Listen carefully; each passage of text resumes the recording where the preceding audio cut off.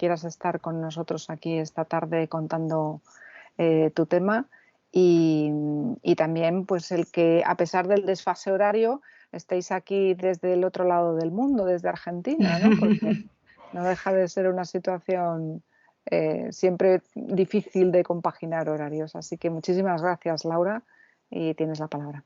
Bueno, muchísimas gracias a ustedes, bueno, a Lidia sobre todo, principalmente por este espacio, a Rosina por siempre promover esta cosa de pensemos, llevemos, convoquemos, mostremos lo que estamos haciendo, que a veces, como bien dijo Lidia, es difícil de poder traspasar desde la teoría a la práctica. Si me permiten, voy a compartir pantalla porque les hice un pequeño power para que vayamos apuntándonos. No tengo bien en claro a ver cómo es desde Meet, pero creo que debe ser igual que de Zoom. A ver, ¿ahí están viendo? Sí. Perfecto, perfecto. Si lo pones en presentación, genial, así se ve ya. Ahí estupendo. estamos, ¿ven? Ahí se ve. Fenomenal. Buenísimo. Entonces, bueno, nuevamente muchas gracias por estar aquí y por escuchar y poder compartir con ustedes esta propuesta que nació a raíz de mi tesis de maestría en bioética ya por 2019, que luego defendí en 2020. Lo que les voy a compartir hoy en día es la consulta ética precoz, que tiene que ver con una propuesta conceptual, y en base a esto yo realicé una investigación bioética. Antes de meternos de lleno en lo que fue, digamos, esa investigación, queríamos ponerlos en contexto. Estamos aquí, como dijo Lidia, en Buenos Aires, Argentina. Aquí algunas postales pintorescas y que seguro aquellos que han tenido oportunidad de conocer nuestro país lo han visto. El obelisco, que es uno, digamos, de nuestros emblemas que se conocen a nivel internacional, el Puente de la Mujer en Puerto Madero, y dos de nuestros emblemáticos bailes que tienen que ver con el tango, que también es reconocido mundialmente, y el folclore, ¿sí? Hay muchísimos más, pero bueno, esto es solo una pincelada de lo que es Argentina, Buenos Aires específicamente. Dentro de este contexto se encuentra el Hospital Italiano de Buenos Aires. Como bien decía Lidia, yo trabajo ahí desde el 1999, o sea, hace más de 20 años. No vamos a hacer muchas cuentas para no deschavar edades. Y yo, digamos, comencé mis pasos en el Hospital Italiano como administrativa de admisión de pacientes y luego pasé a la gerencia comercial, que es donde estoy actualmente trabajando como ejecutiva de cuentas. Un poco y resumidamente lo que significa mi rol tiene que ver con, digamos, el nexo entre el hospital y las obras sociales, entidades de medicinas prepagas o seguros sociales, tal vez a ustedes les suena más, o digamos, también se les llama financiadores.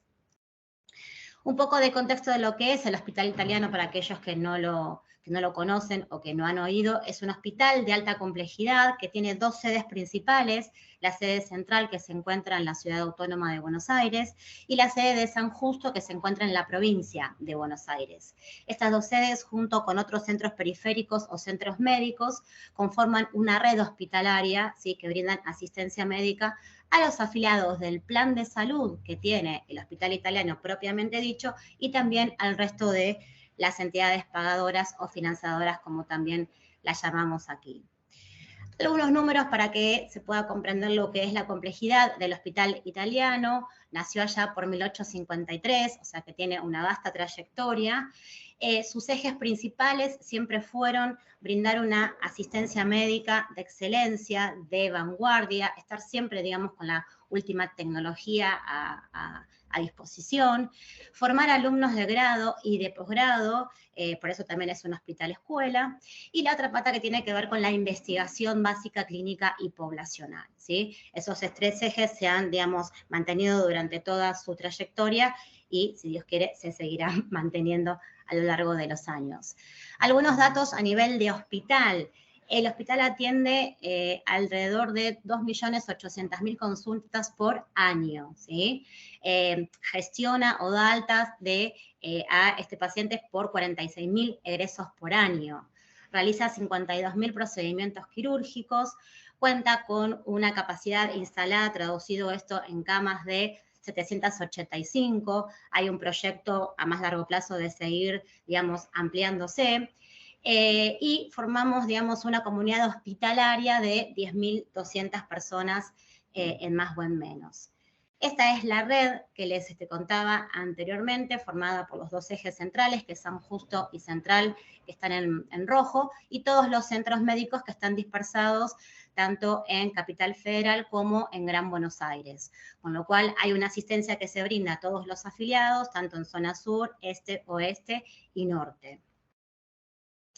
Como les dije, el hospital es un hospital escuela, el instituto universitario tiene sinergia con varios organismos, ya sean nacionales como internacionales, como por ejemplo con la Universidad de Bolonia, hay mucha sinergia también con ellos. Forma, digamos, alumnos en distintas carreras, como puede ser ingeniería biomédica, licenciatura en enfermería, en farmacia y bioquímica, en instrumentación quirúrgica, que también ahí soy parte y tengo, digamos, a cargo la materia de aspectos éticos y legales. Este año se lanzó una nueva carrera que tiene que ver con la producción de bioimágenes, que también es una licenciatura y que las ciencias humanas van a estar presentes, gracias a Dios. Y como hospital de excelencia que tiene una larga trayectoria, siempre está preocupado por la mejora continua y alcanzar estos estándares de calidad y cuidado al paciente, y es por ello que tiene certificaciones tales como la Joint Commission Internacional, que tal vez hayan escuchado acerca de ella, la CAP, que tiene que ver con los laboratorios y la anatomía patológica, y HIMSS, que tiene que ver con los sistemas informáticos. Cómo atender a estos pacientes dentro de un marco de seguridad informática, justamente porque los avances y la tecnología así lo han requerido.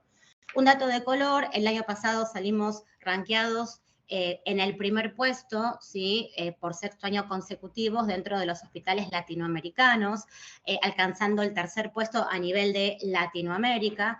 Hay una revista que siempre rankean todos los hospitales, y lo que evalúan y lo que están, digamos, analizando es la transparencia, la seguridad en cuanto a la atención de los pacientes, la capacidad, la gestión también de los recursos humanos y cómo esto todo se lleva a cabo para el beneficio de los pacientes. A propósito de estas acreditaciones, el hospital desde el 2015 también cuenta con un código de ética institucional. Ustedes sabrán que esto es muy necesario para todas las instituciones porque en algún punto refleja aquellos valores y principios que viene pregonando, y más como esta institución que tiene larga trayectoria, ¿sí? Y se nucleó todo ahí. Rosina y yo fuimos parte de la comisión redactora junto con 2 profesionales más. Y la verdad que esto trajo un buen impacto a nivel de la comunidad hospitalaria. Esto se hace, digamos, camino al andar, como dice el dicho, pero cada vez es más usual que las personas sepan de qué se trata un código de ética institucional, y es una herramienta también más para lo que tenga que ver con la gestión del día a día. Dentro de todo este marco del Hospital Italiano, les quiero contar algunos antecedentes del Comité de Bioética del cual formo parte, gracias también a la intervención de Rosina. El comité tiene sus inicios allá por 1994. La misión del comité, como ustedes saben, es velar por el respeto de los derechos de los pacientes, promover la deliberación ética y la calidad en la atención de estos pacientes a través del equipo multidisciplinario. Como saben, las consultas llegan a los comités de bioética a través de los profesionales de la salud primariamente, pero también hemos tenido consultas a través de los pacientes y de los familiares, y desde hace un tiempo a la fecha, de los financiadores o de estas entidades pagadoras, ¿sí? Que se preocupan por saber qué pasa con ese paciente, cómo estamos atendiéndolo, cómo son los cuidados que les ofrecemos desde la mirada ética. Y esto es bien relevante y bien curioso porque muchas veces ellos solamente piensan en el número, en lo que tengo que gastar por ese paciente, y no en cómo es que se le da el cuidado. 2 hitos que muy rápidamente les voy a comentar del Comité de Bioética en esta también larga trayectoria que tiene dentro del hospital y a nivel nacional, porque es uno de los comités de ética también reconocidos. Tiene que ver con el programa de las directivas anticipadas que implementamos a partir del 2009, justamente a raíz de la sanción de los derechos del paciente aquí en Argentina. Fue un hito, digamos, una bisagra que marcó un antes y un después también en la atención de los pacientes y en esto de empezar a hablar de los derechos de los pacientes. Y en el 2020 y 2021, a propósito de la pandemia, elaboramos un documento ético que tenía que ver justamente con el triage de pacientes con COVID positivo, en el ingreso de las unidades, digamos, de cuidados intensivos y cómo es el manejo o la utilización de los recursos sanitarios. Esto fue un documento que elaboramos de manera multidisciplinaria, la verdad que fue súper interesante llevarlo a cabo y tuvo una revisión en 2021 a raíz de algunas modificaciones que se dieron para la atención de los pacientes COVID positivos. En todo este marco, como ven que tiene varias aristas, es un hospital de alta complejidad. Yo soy parte, como les dije, ahí en el comité desde el 2010, y siempre me preocuparon todas estas cuestiones éticas y justamente a propósito de mi formación en la Facultad Latinoamericana de Ciencias Sociales, más conocida como Flaxo, presenté mi tesis que tiene que ver con las implicancias éticas en la toma de decisiones médicas relacionadas con el uso del soporte vital en pacientes al final de la vida. Aquí es donde yo propuse esta propuesta, valga la redundancia, innovadora que tiene que ver con la consulta ética preventiva. La investigación que realicé a propósito de mi tesis tiene que ver con la consulta ética precoz. ¿Cómo llegué a ello? Presenté un protocolo de investigación ante el Comité de Ética de Protocolos de Investigación del hospital. Realicé un estudio retrospectivo con análisis de casos que fueron presentados al Comité de Bioética entre enero del 2016 y diciembre del 2017. En ese año, el comité recibió 34 consultas, de las cuales 15 tomé como muestra, y que tenían que ver con situaciones o conflictos éticos al momento de la toma de decisiones relacionadas con la adecuación del esfuerzo terapéutico. Estos fueron 15 casos de pacientes pediátricos que estaban internados en la unidad de cuidados intensivos pediátricos. Algunos puntos relevantes de la investigación que tienen que ver con esta deliberación o la discusión ética fueron, a propósito del diagnóstico y la tecnología. El 93% de los pacientes que nosotros recibimos como consultas al comité estaban conectados al menos a una medida de sostén vital y tenían un pronóstico o un diagnóstico crítico grave, ¿sí? El 47% de esos casos estaban conectados al menos a 2 soportes vitales. Otro punto interesante para la discusión y la reflexión tuvo que ver con el momento en que los profesionales llegan, ¿sí?, al comité a consultar acerca de las decisiones que debieran seguir adelante. En un promedio fueron en un promedio de 9 días desde el momento en que esos pacientes estaban internados en la unidad de cuidados intensivos pediátricos y en una mediana de 5 días. Lo curioso aquí, después de estas consultas, es que las acciones del equipo de salud luego de la consulta al comité, en el 100% de los casos, es decir, los 15 pacientes, ¿sí?, se reorientaron hacia la adecuación del esfuerzo terapéutico. Traducido esto en qué? En cuidados paliativos y en el confort del paciente.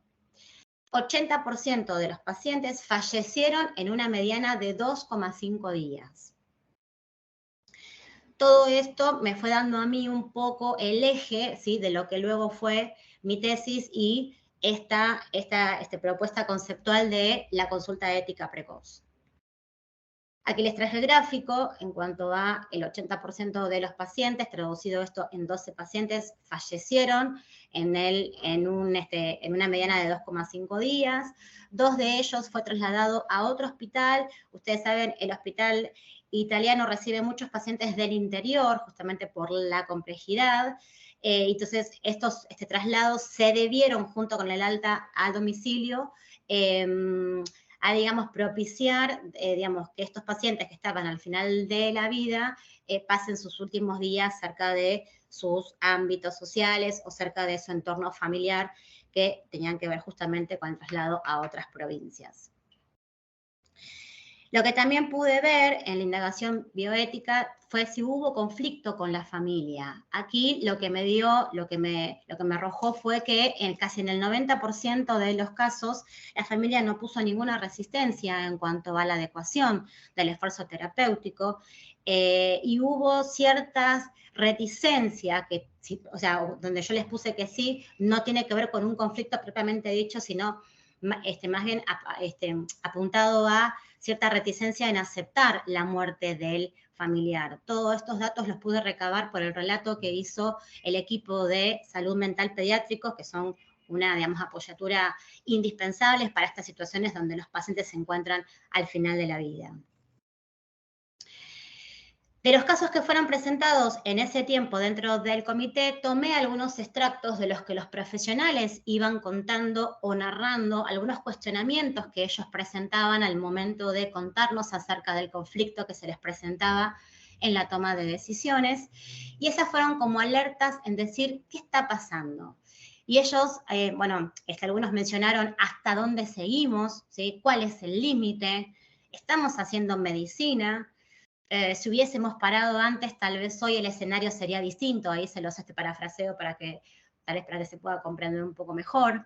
Entonces, todas estas alertas o cuestionamientos propios que ellos mismos se hacían las preguntas en esta deliberación ética acerca de los casos y cómo seguíamos con esos pacientes, fue lo que también alimentaron un poco más el puntapié acerca de la consulta ética precoz. Entonces, dentro de todo este escenario, ¿sí? Lo que me pregunté es si las acciones médicas que estaban implementándose en ese momento para esos pacientes se condecían con la dignidad de esos pacientes y también con la de aquellos que cuidan a esos pacientes, porque muchas veces focalizamos solo en el paciente, que está bien que así sea, pero también el que cuida, hay, digamos, situaciones o pasan muchísimas cosas al respecto. Entonces, allí nació lo que se llama la consulta ética precoz, que tiene que ver con un concepto que es una deliberación temprana, implica una deliberación temprana acerca de seguir escalando o no en los tratamientos médicos. La consulta ética precoz, lo que entendemos, es una pesquisa activa por los consultores éticos. Esto es una diferencia en relación a lo que venimos haciendo hoy en día, en donde, digamos, los actores nos convocan, ¿sí? Para poder deliberar acerca de algunos, digamos, conflictos éticos que puedan surgir. Acá la idea o la propuesta de la consulta ética precoz es ser activamente buscadores de aquellos conflictos si los existiesen y que tengan que ver con la deliberación ética. La idea también es focalizar en el horizonte, digamos, de ese paciente para poder deliberar acerca de lo que sucede con ese paciente en la toma de las decisiones. Nosotros entendemos que es una herramienta, ¿sí? Para todos los profesionales, siguiendo un poco con esta línea de hacer o promover un espacio de educación ética, ¿sí? Y por qué no, siguiendo con los estándares de cuidado y de calidad que el hospital pregona, ser un indicador más en la atención médica de los pacientes. Y siempre basándonos en lo que la literatura establece como buenas prácticas de las decisiones compartidas. Esta propuesta conceptual que tiene que ver con la consulta ética precoz se la presentamos a los referentes de la unidad de cuidados intensivos de San Justo y de la unidad de cuidados intensivos del Central, y lo traducimos en lo que se llama dentro del hospital institucionalmente un plan de mejora, ¿sí? El plan de mejora institucional de la consulta ética precoz. El objetivo que tiene este plan de mejora es promover el análisis ético para anticipar futuras acciones en pacientes complejos. Evitar la automatización y la naturalización del uso del soporte vital, entendiendo que estamos en un hospital de alta complejidad donde todo está disponible, ¿sí? Y a efectos de que justamente estas preguntas o estas alertas que los profesionales presentaron al momento de deliberar acerca de los casos no nos lleven a lo que conocemos desde la teoría como la obstinación terapéutica. Y también conformar un estándar de cuidado más en la atención y en la calidad que se le brinda, digamos, a los pacientes.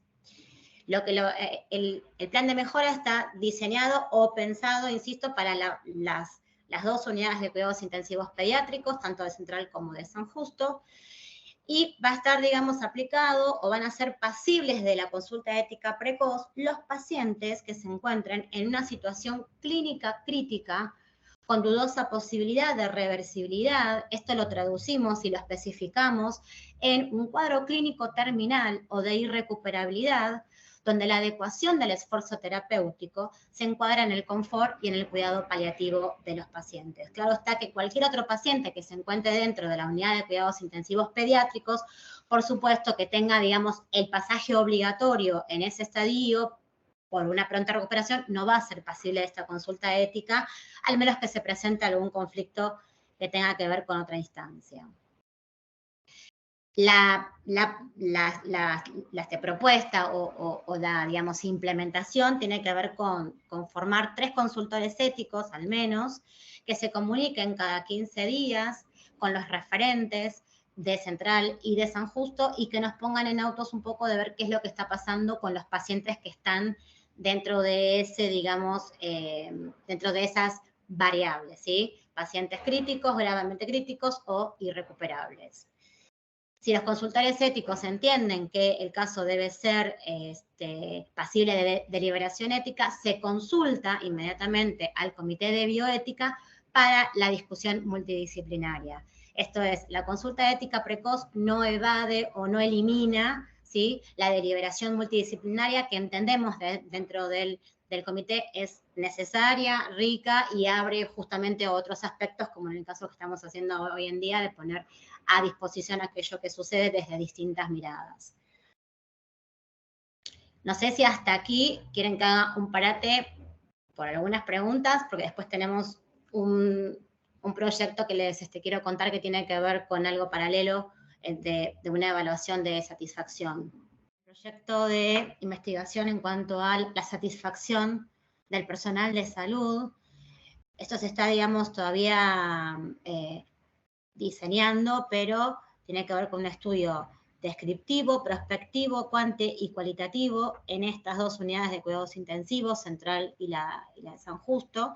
Y el objetivo principal de esta evaluación tiene que ver con describir y recabar toda la información que se realiza en el intercambio entre el profesional de la salud y el consultor ético, ¿sí? Respecto justamente de cómo se lleva a cabo la toma de decisión, cómo se delibera, cuáles son las experiencias, las opiniones.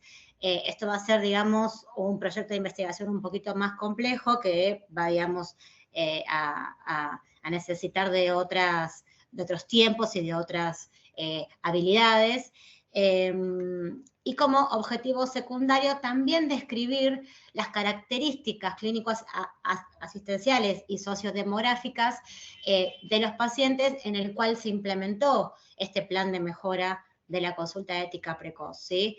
A través, digamos, de estas consultorías que tuvimos con los expertos, que algunos eran sociólogos, otros eran antropólogos, nos dijeron que la mejor herramienta era hacer un registro etnográfico, ¿sí?, a través de una encuesta semiestructurada, ¿sí? Bueno, esto se está como todavía formando un poco para poder tomar y recabar toda esta información, pero, digamos, todo este intercambio que se produzca en la consultoría ética cuando nosotros vamos a hacer esta pesquisa activa va a ser lo más rico para después llevarlo a cabo y complementarlo con la encuesta semiestructurada.